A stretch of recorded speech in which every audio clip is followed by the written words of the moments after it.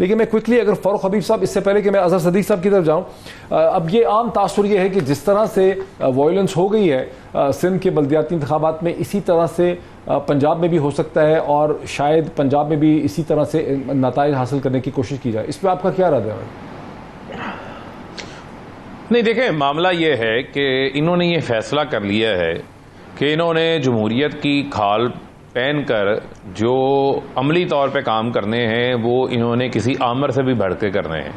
पहले बुनियादी तौर के ऊपर आपको अच्छी तरह याद होगा कि जब लोकल बॉडीज़ का ये लॉ लेकर आ रहे थे तो वन वे वन साइड इन्होंने लॉ पास कराया, जिसके ऊपर तमाम जमातें सिंध में इकट्ठी हुई, उन्होंने एहतजाज किया। उसके बाद जब इंतखाबात हुए तो इंतखाबात से कबल प्री पोल रिगिंग शुरू कर दी गई। 800 से ज़ायद लोगों को बिला मुकाबला कामयाब करवाया गया। उनके ऊपर झूठी FIR'ें काटी गई, उनको डराया गया, धमकाया गया, दबाव डाला गया। पुलिस का, इंतज़ामिया का, पीपल्स पार्टी की सिंध में हुकूमत ने भरपूर इस्तेमाल किया। ये किसी से ढका छुपी चीज़ ही नहीं है और ये इसको बैठ के जस्टिफाई किया ही नहीं जा सकता। जो चीज़ें कल आपकी कैमरे की आंख ने दिखाई, ये कभी भी नहीं हो सकता कि आप कह दें कि लोकल बॉडीज इलेक्शन है। लोकल बॉडीज इलेक्शन में तशद्दुद भी होता है, लोगों को गोलियां भी मारी जाती हैं, उनकी जानें भी ले ली जाती हैं। इस एक्ट को जस्टिफाई कोई कर ही नहीं सकता। इसमें सिंध हुकूमत ने तो ये काम करना ही करना था। अंधेर नगरी चौपट राज है, वहां पर किसी से ढका छुपा नहीं है। लेकिन इलेक्शन कमीशन का किरदार जो है इसके अंदर खामोश तमाशाई का बना रहा। जो डस्का की रात सारी रात जाके नोटिस ले लेते हैं, इलेक्शन नल एंड वॉइड हो जाते हैं। अभी तक जो सिंध में इलेक्शन कराया गया ये इलेक्शन नहीं है, ये सिलेक्शन है। आपने लोगों की जानें लेके ये सिलेक्शन करवानी थी तो आप ऐसी लिस्ट जारी कर देते कि ये इनके उम्मीदवारान हैं, ये चेयरमैन होंगे, ये नाजमीन होंगे, इनको नोटिफाई कर दिया है। जिस किस्म के काम यहाँ पर हो रहे हैं वो तो किसी से ढके छुपे ही नहीं है। आपने लोगों की जानें भी ले ली, सड़ भी फड़वा दिए, लोगों की टांगें भी तोड़ दी, किसी को जख्मी कर दिया और आपने नुकसान अलग से लोगों का जानी माली किया। उस अमन अमान कायम करने की जिम्मेदारी सिंध हुकूमत की थी, पीपल्स पार्टी की हुकूमत थी, जो नाकाम रहे हैं। पूरा इन्होंने धौंस से, जबर से इलेक्शन छीना है, लोगों के मैंडेट पे डाका मारा है। खैबर पख्तूनख्वा के अंदर 2 फेजेस के अंदर ये बल्दियाती इंतखाबात हुए, कितने लोग कत्ल हुए। हर इलेक्शन, आपका जो आर्गुमेंट हर इलेक्शन पूरा सामने आ गया। फर्क मेरे साथ रहे जरा। आपका सवाल भी आप कर लें, मैं साथ इसको भी रिस्पॉन्ड करते तो आप सवाल भी कर लें। मेरा सवाल यह है कि जो 20 हलकों में नशस्तों पे इलेक्शन होने हैं 17 जुलाई को, उस पर कुंडी साहब ने मुझे ये बताया, मैंने पहले भी सुना था कि 10 तो इंडिपेंडेंट ही वहाँ से कामयाब हुए थे, वो PTI की टिकट पे खड़े ही नहीं हुए। दूसरा उनका कहना है कि अगर आप इतने कॉन्फिडेंट हैं तो वहाँ पर आपकी कोई इफेक्टिव कैंपेनिंग चल नहीं रही, आप लोग तो TV पे कर रहे हैं या वर्कर्स कन्वेंशन किए इमरान खान साहब या खाली 4, दोनों चीज़ों का जवाब है। नहीं, देखें, बुनियादी तौर के ऊपर एक तो है जो पंजाब के अंदर 20 हलकों के अंदर ज़मीनी इंतखाबात हो रहे हैं, उस पर मैं बाद में आ जाता हूँ। देखें, फिर मैं आपको कहूँगा कि कल सिर्फ कोई एक यूनियन काउंसिल या एक ज़िले का मामला नहीं था। कल सिंध के 14 अजला के अंदर पहले फेज़ के अंदर इंतखाबात हो रहे थे और अक्रॉस द बोर्ड हर ज़िले के अंदर, हर तालुके के अंदर, हर तहसील के अंदर आपने देखा कि वहाँ पुरतशद्दुद कार्रवाइयाँ नज़र आ रही थी। लेकिन अगर कोई नज़र नहीं आ रहा था तो वो लॉ एंड ऑर्डर की जो फोर्सेज हैं वो नज़र नहीं आ रही थी। उसका मतलब ये है कि उनको गवर्नमेंट की तरफ से डायरेक्शन थी कि जो पीपल्स पार्टी के उम्मीदवारान हैं वो जो मर्जी करें, कानून हाथ में लें, आपने ये सब कुछ होने देना है। उसको कंट्रोल किया जा सकता था लेकिन उसको कंट्रोल नहीं किया। वो जिम्मेदारी इनके ऊपर ही आयद होनी है आगे। जहां तक रह गई आप पंजाब के बाई इलेक्शंस के हवाले से, तो डॉक्टर साहब इस वक्त जो पोजीशन है पाकिस्तान की आवाम की, कल 4 लाहौर के हलकों के अंदर इमरान खान साहब गए हैं। हर जगह के ऊपर जो है जो वर्कर्स कन्वेंशन थे वो बड़े बड़े जलसों के अंदर बदल गए।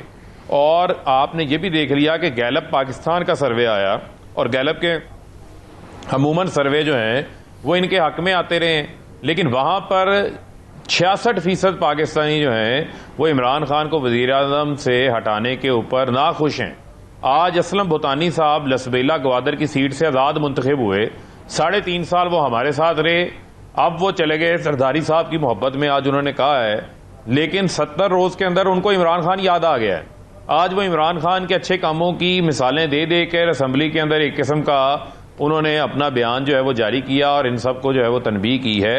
ये जो इत्तेहाद बना है ये गैर फितरी इत्तेहाद है।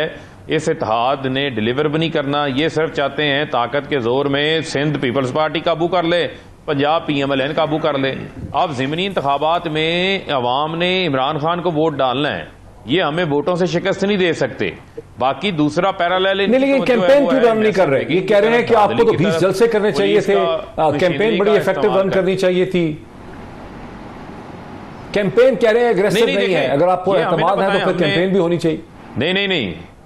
नहीं, हमारी देखें, आप अगर पंजाब में ज़िमनी इंतखाबात की कैंपेन की बात कर रहे हैं, वो तो कल आपने लाहौर के मनाजर देख लिए, और अभी अगले हफ्ते से ये 2 जुलाई का हमारा जब परेड ग्राउंड का एहतजाजी जलसा है, इसमें तो आप देखेंगे कि लाखों लोग आ रहे हैं। लेकिन इसके बाद इमरान खान साहब हर पंजाब का जो ज़िमनी इलेक्शन जिन हलकों में हो रहा है, 14 अजला में हो रहे हैं ज़िमनी इंतखाबात, वहां पर जा रहे हैं। उन तमाम सीटों के ऊपर उन्होंने मूवमेंट चलानी है, जलसे करने हैं। आपको वहां भी अंदाजा हो जाएगा कि पब्लिक कहां खड़ी है। आज पब्लिक जो अपने मूड का पहले इजहार कर चुकी है। 76% पाकिस्तानी मुल्क में फौरी इंतखाबात चाह रहे हैं। ये अब उसको ताकत के जोर से रियासती जबर करके रोकना चाहते हैं, ये रोक नहीं सकेंगे। लोगों का खौफ उतर गया हुआ है। अब ये लोगों को इश्तियाल की तरफ जो है वो लेके जाना चाहते हैं, जिससे मुल्क का नुकसान होगा और जिम्मेदार फिर कल को ये खुद होंगे। जरा आप रुके मेरे साथ, ब्रेक से पहले मुझे जरा रेहान हाशमी साहब को लेने दीजिए, अपनी राय रेहान हाशमी साहब को लेने दीजिए मुझे। रेहान हाशमी साहब, MQM जो है वो एक बहुत इंपॉर्टेंट जुज़्व है। आपके 6 मेंबरान जो है वो नेशनल असम्बली में है। शहबाज शरीफ साहब की हुकूमत 1 या 2 वोटों की ऊपर खड़ी हुई है। अगर आपकी ग्रीवेंसेज हैं जैसा कि आपने एक्सप्लेन किया, तो आपका लाहे अमल क्या है? क्या आप में और तहरीक इंसाफ में कुछ सुलह हो सकती? देखिए, मैं एक चीज़ अर्ज करूं, रिकॉल करवाऊं, 3.5 साल से थोड़ा सा ज़्यादा अरसा हमारा PTI के साथ इल्हाक रहा, कोलिजन रहा, और उसमें भी बहुत सारे ऐसे मौक़े आए और जो कंडीशंस थी वो यही थी कि कराची पैकेज, हमारे लीगल दफातर खोलने के मामलात, हमारे मिसिंग पर्सनस और दीगर इशूज़ जो थे हमारे, वो इनके साथ रहा।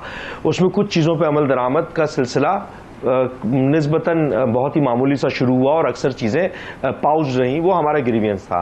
लेकिन उस वक्त भी हम ये कहते थे अपने शदीद रिजर्वेशंस के बावजूद भी कि मुल्क की जो सूरत हाल है अंदरूनी और बैरूनी, तो हम कतई तौर पर नहीं चाहते थे कि कोई ऐसी सूरत हाल पैदा हो कि जो कि अनरेस्ट की तरफ जाए, केओस या अनार्की क्रिएट हो, या मुल्क अदम इस्तेहकाम की तरफ जाए, हमारी बिल्कुल नेक नियति के साथ। लेकिन जब PTI ने अपनी ही आदादी अक्सरियत बरकरार नहीं रख पाए, तो हमारे लिए, क्योंकि हम देखें किसी के साथ हमने अगर कोलिजन किया है तो हमें अपने वोटर्स और सपोर्टर्स को, क्योंकि लोगों ने बोलना शुरू कर दिया था कि जनाब आपको जब आउटकम नहीं मिल रहा तो आपके रहने का क्या फायदा, आप इधर से हटें।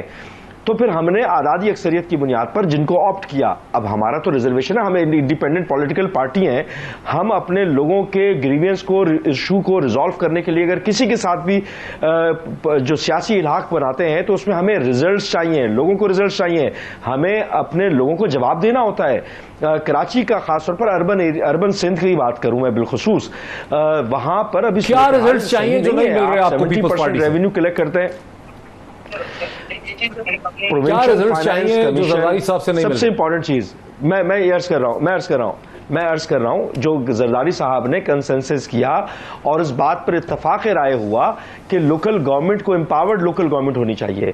ये इत्तफाक राय हुआ कि हमारे मैंडेट को तस्लीम किया जाएगा। ये इत्तफाक हुआ कि जो हमारे लीगल दफातर हैं, वो चाहे वो फेडरल सब्जेक्ट हो या प्रोविंशियल सब्जेक्ट हो, उसके ऊपर उसको रिड्रेसल किया जाएगा। जो यहां पर सूरत हाल है हल्का बंदियों के हवाले से, उसमें हमारी शदीद रिजर्वेशन है। हमारी आबादी को नहीं गिना जा रहा, जिसकी वजह से हमारी सीटें कम है यहां पर लोगों की, और लोग जो बुनियादी जो नेसेसिटी है, बेसिक नेसेसिटी से महरूम है, पानी के मामला से महरूम है, रोजगार के जराये से महरूम है।